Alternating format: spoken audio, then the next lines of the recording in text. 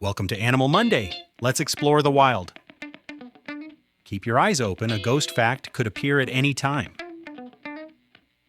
What is the name for the communication method used by honeybees to share the location of food sources? That's right, waggle dance. Which of the following statements about omnivores is false? Nailed it. Omnivores always require meat in their diet to survive.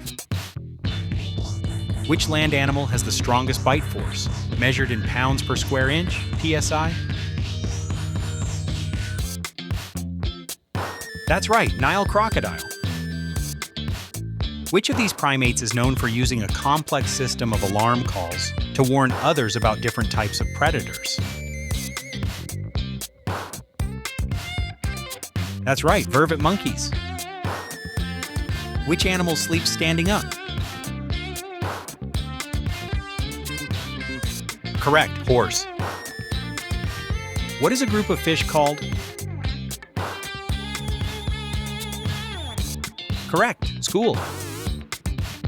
Which of these predators relies more on stamina and pack hunting rather than pure speed to catch their prey? That's right, African wild dog. Elephants have a highly developed sense of smell.